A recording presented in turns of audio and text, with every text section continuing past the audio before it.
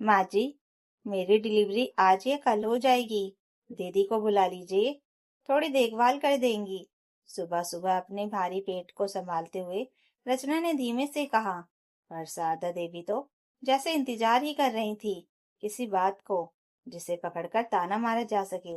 उन्होंने चूल्हे पर चढ़ाते हुए दूध को जोर से हिलाया और तिरछी नजर डालते हुए बोली, बहू, मेरी बेटी तेरी नौकर नहीं है जो यहाँ काम करेगी। और तू अपने हांडी जैसे पेट को लेकर अपनी बहन को बुला, उसी के घर जा और वहीं पर चीरफाड़ करवाना। रचना वहीं ठिठक गई। रचना ने धीरे से अपनी नजरें उठाई और लगभग फुसफुसाते हुए बोली, माँ जी, पायल की प्रेगनेंसी में आपने खुद भाग भाग कर सारा काम किया था। उसकी उल्टी होती तो आप टुकड़ों टुकड़ों में पकवान बनाकर खिलाती थी। उसके पैर सूजते थे तो हल्दी तेल लगाती थी। शारदा देवी की गर्दन अकड़ गई। उन्हें अच्छा नहीं लगा। रचना ने बात पूरी की और मेरी बारी आई तो आपके और आपकी बेटी सबके हाथ पैर टूट गए। इतनी थकान, इतनी मजबूरी। शारदा देवी बोली, बहू, जुबान चला रही है। आजकल यही दिन देखने थे क्या? हमने तुझे घर में जगह दी है, वरना तेरी जैसी बहुएं लाइन में खड़ी रहती हैं ऐसे घर के लिए। रचना ने हल्का सा हंसते हुए कहा, घर तो मुझे मिला है माँ जी, लेकिन अपनापन नहीं। यह सुनकर शारदा जी का चेहरा तमतमा गया। बहुत अकल आ गई है। जाकर अपने मायके में बोल देना कि तुम्हारे पर बहुत जुल्म हो रहा है। जुल्म? रचना हंसी। इतने में दरवाजे की डोरबेल बजी। शारदा देवी ने जाकर दरवाजा खोला। देखा तो उनकी बेटी पायल थी। उसने पूछा, क्या हुआ माँ? शारदा देवी ने तुरंत शिकायत का पुलिंदा खोल दिया। तेरी भाभी को ना हमारी कोई बात पसंद आ रही है, ना हमारा घर। कह रही है कि हमने तेरी प्रेगनेंसी में तो सेवा की, उसकी नहीं कर रहे। रचना के पास जवाब तैयार था। पायल दीदी, आपकी प्रेगनेंसी में माँ जी आपको गुलाब जामुन तक खिलाती थी। रात को 2-2 बजे उठकर आपके लिए दूध गर्म करती थी। मेरा पेट भी 2 महीने से खींच रहा है। दर्द के मारे रात को सो नहीं पाती, लेकिन माँ जी के लिए मैं सिर्फ चीरफाड़ वाली बहू हूँ। पायल हंसी। भाभी, प्रेगनेंसी कोई बीमारी नहीं होती। मैं भी तो काम करती थी ना। इतना नाटक मत किया कीजिए। रचना ने कहा, आपके नाटक हम सब ने बहुत देखे हैं दीदी। वह उल्टियों का रोना, वह दर्द का नाटक, वह खाने में चोचलेबाजी, सब माँ जी की गोद में पलने वाला नखरा था। पर मैंने अपनी हर तकलीफ खुद झेली, क्योंकि यहाँ मेरी तकलीफ का कोई मूल्य नहीं। शारदा देवी को लगा कि अब तो बस रचना को चुप कराना पड़ेगा। वह आगे बढ़ी और हाथ हिलाते हुए बोली, बस बहुत हो गया। अब तुझे जो करना है कर। हम न तेरा ध्यान रखेंगे, ना कोई सेवा। बच्चा पैदा करना है तो अपनी बहन को बुला और निकल जाए यहाँ से। रचना ने आंखें बंद की, एक गहरी सांस ली और फिर पहली बार पूरी ऊंची आवाज में बोली, ठीक है माँ जी, आप देखना मैं क्या करूंगी। तब तक रचना का पति रोहित कमरे से निकला। उसने अपनी माँ से कहा, मम्मी, क्यों रचना के पीछे पड़ी रहती हो? और रचना कुछ गलत नहीं कह रही। आपने पायल की सेवा की थी, अब बहू को मायके जाने को कह रही हो। तब तक शारदा देवी चिल्लाते हुए बोली, रोहित, मैं तेरी पत्नी की सेवा नहीं करूंगी, तुझे जो करना है कर। रोहित ने आगे कुछ नहीं कहा और कमरे में चला गया। शारदा देवी और पायल पहली बार घबरा गई, क्योंकि उन्होंने कभी ऐसा नहीं सोचा था कि बेटा भी उनके खिलाफ हो जाएगा। रचना के मायके में रचना की माँ की तबीयत हमेशा से ठीक नहीं रहती थी। पिता एक प्राइवेट नौकरी करते थे।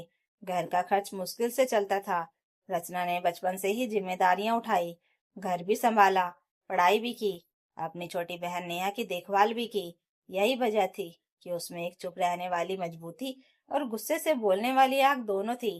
पर शादी के बाद वह शांत रही, अपने नए घर को, नई दुनिया को अपनापन देने के लिए। लेकिन उस घर में उसे सिर्फ काम दिया, अपमान दिया, ताने और तुलना का जहर दिया। ननद का मूर्ख स्वर्ग समान माना जाता था और बहू का हर दर्द नाटक बताया जाता था। रचना सब सहती रही, क्योंकि वह सोचती थी ससुराल में थोड़ा तो झुकना पड़ता है। और जब जब उसकी कोख में बच्चा था, उसे लगा अगर अब भी वह चुप रही तो मेरे बच्चे को भी इसी माहौल में जीना पड़ेगा। इसलिए वह अब चुप रहने वाली नहीं थी। उस दिन दोपहर में वह किचन में बैठी थी। दर्द बढ़ रहा था, सांस भारी हो रही थी। पर शारदा देवी सामने बैठकर सब्जी काटते हुए बोल रही थी, तेरी बहन आएगी ना, हमारे बस की नहीं है यह सब। पायल ने भी ताना जड़ा, भाभी, होंगी आप अपने मायके में प्यारी, यहाँ तो नियम से रहना पड़ेगा। दीदी, आप दोनों में जो भी फैसला लिया है अब मैं वही फैसला आपके सामने रखूंगी। शाम को रचना की बहन नेहा आते ही चौंक गई। दीदी, तुम बिल्कुल कमजोर लग रही हो। यहाँ क्या हो रहा है? रचना ने एक लंबी सांस लेकर कहा। नेहा, अब वह सब होगा जिसे मैं 3 साल से रोक रही थी। नेहा ने घबराकर कहा। क्या मतलब? रचना ने उसके कंधे पर हाथ रखकर मुस्कुराते हुए कहा। अब चुप रहने वाली रचना नहीं, अब मैं वह रचना हूँ जिसे इन लोगों ने जगाया है। उसी समय शारदा देवी बाहर आई। लो आ गई बहन, अब ले जाओ अपनी दीदी को। सही है? नेहा गुस्से से भर गई। माँ जी, मेरी दीदी 8 महीने की प्रेग्नेंट है और आप उसे घर से निकालने की बात कर रही हैं। शारदा देवी ने घमंड से कहा। हमारी बहू, हमारा हक, हमारे हिसाब से ही यह घर चलेगा। रचना ने इनकी बात काट दी। नहीं माँ जी, अब से मेरा बच्चा, मेरी प्रेगनेंसी, मेरा जीवन मेरे हिसाब से चलेगा। सुबह 6 बजे ही शारदा देवी का दरवाजा धड़ाम से खुला। बहू उठ गई क्या? काम कर ले। रचना ने पहली बार कंबल हटाए बिना जवाब दिया। काम नहीं माँ जी, अब मैं कोई काम नहीं करूंगी। शारदा देवी के होश उड़ गए। मतलब तुझे शर्म नहीं आती? रचना धीरे धीरे उठकर बैठी। शर्म तो आपको तब आई होती माँ जी, जब आप एक गर्भवती औरत से काम करवाती और अपनी बेटी को रानी बनाकर रखती थी। पायल भी कमरे से बाहर आई। भाभी, आप बहुत बातें करती हैं, अब यह डायलॉग बाजी बंद कीजिए। रचना ने उसकी तरफ देखा। दीदी, आपको डॉयलर लगते हैं? अच्छा, क्योंकि असली सीन तो अब शुरू होगा। यह सुनते ही पायल का चेहरा उतर गया। रचना ने अपना फोन उठाया और सामने खड़ी सास ननद के सामने बात करने लगी। हेलो मम्मी, रचना बोल रही हूँ, मैं हॉस्पिटल जा रही हूँ। हाँ, अकेली नहीं, नेहा है साथ में। नहीं, इस घर से कोई नहीं चलेगा। और हाँ, डॉक्टर के सामने मैं पूरी सच्चाई बोलूंगी, जो यहाँ के लोग मेरे साथ करते रहे हैं, जो लापरवाही हुई है, जो ताने दिए गए हैं। शारदा देवी का दिल जोर से धड़का। डॉक्टर के सामने क्या बोलने वाली है ये? रचना ने फोन रखते हुए कहा।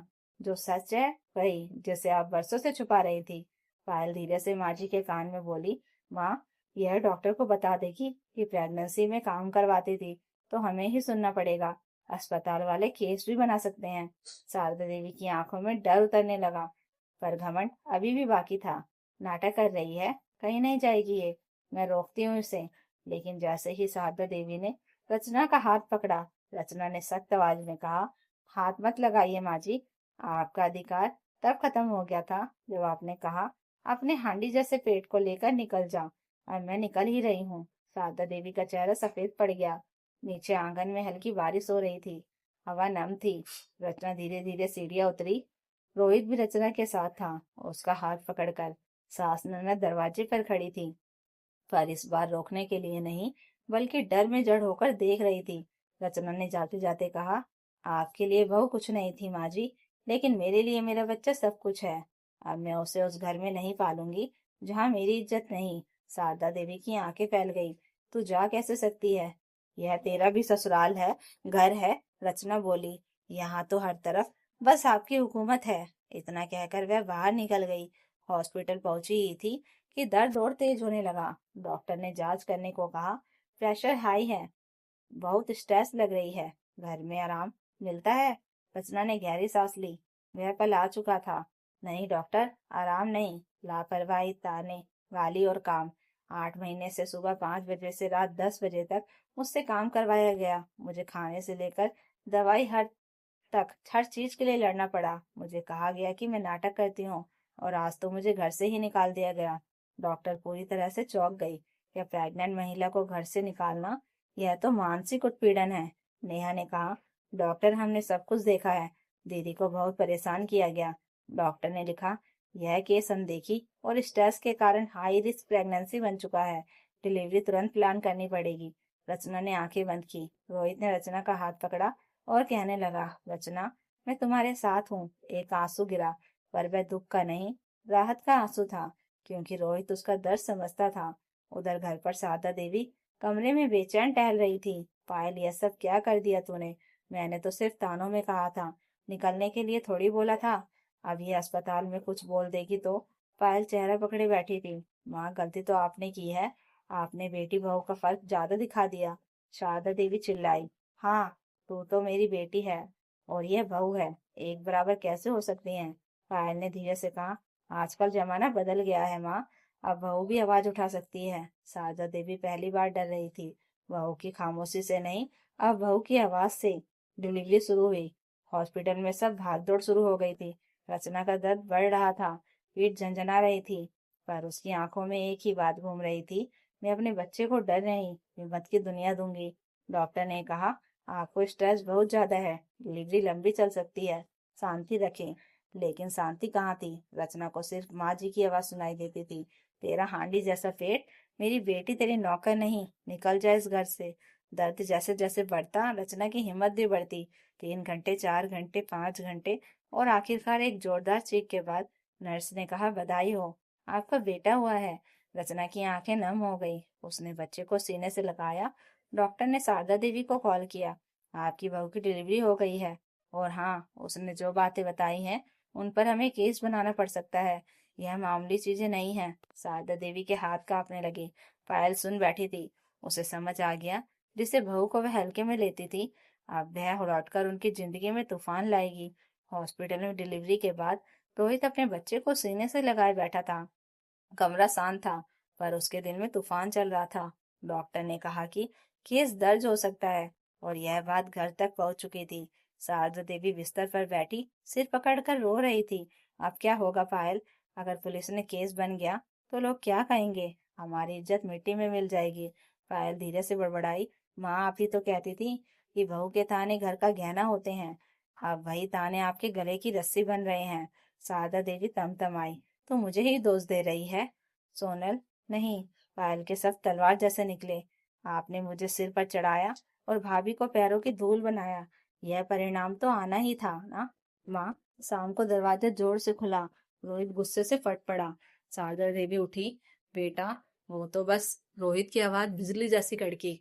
पायल धीरे से बोली, भैया, भाभी भी बहुत बोलती हैं। रोहित उसकी तरफ मुड़ा, और तूने अपनी प्रेगनेंसी में पूरा घर उल्टा कर दिया था, और माँ तेरे पीछे घूमती थी, बहन होने का फायदा उठाया तूने। आज वही दीदी मेरी पत्नी को ताना मार रही है। पायल की बोलती बंद हो गई। रोहित ने टेबल पर हाथ मारा, मेरी पत्नी मानसिक उत्पीड़न की वजह से हाई रिस्क प्रेगनेंसी में थी। शारदा देवी को लगा जैसे सिर घूम गया हो। रोहित ने गहरी सांस लेकर कहा, अब फैसला मैं नहीं करूंगा, रचना करेगी, वही तय करेगी यह घर उसके लायक है या नहीं। पहली बार इस घर में एक पति ने अपनी पत्नी के लिए ऐसे शब्द बोले थे। अगले दिन हॉस्पिटल से छुट्टी मिलते ही रचना अपने नवजात बच्चे को गोद में लेकर घर के बाहर खड़ी थी। शारदा देवी ने जैसे ही उसे देखा, दिल धक से रह गया। रचना धीरे धीरे कमरे में गई, बच्चे को शांत रखा, और फिर सास ननद के सामने आकर खड़ी हो गई। मैं आ गई माँ जी, शारदा देवी ने डरते हुए कहा। बहू, मुझे माफ कर दे, थोड़ा गुस्से में रचना ने हाथ उठाकर रोक दिया। नहीं माँ जी, अब माफी नहीं चलेगी, अब हिसाब चलेगा। रचना ने एक एक करके बात शुरू की।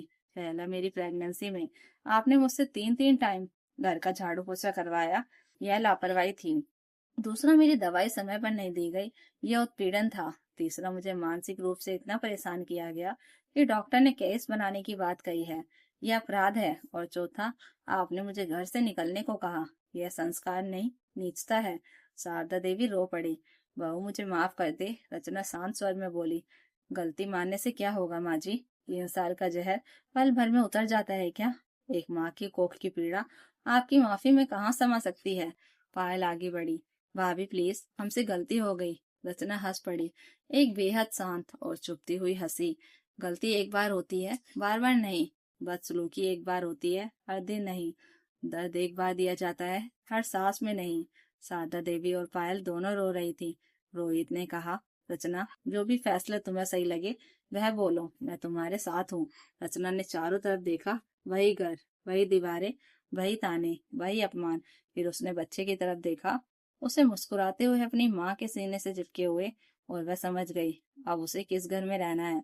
रचना ने अपनी सास ननद की आंखों में देखते हुए कहा, मेरे 2 फैसले हैं। पहला फैसला, अब मैं इस घर में काम नहीं करूंगी। मेरी डिलीवरी के 6 महीने तक मैं सिर्फ अपने बच्चों को संभालूंगी, घर का सारा काम माँ जी करेंगी। और दूसरा फैसला, मेरे और मेरे बच्चे पर अब कोई ताना नहीं मारेगा। अगर एक भी ताना आया, एक भी बात गलत कही गई, तो मैं इस घर को छोड़ दूंगी। लेकिन जाते जाते पूरा समाज, पूरा गांव जान लेगा या आपने अपनी गर्भवती बहू के साथ क्या किया।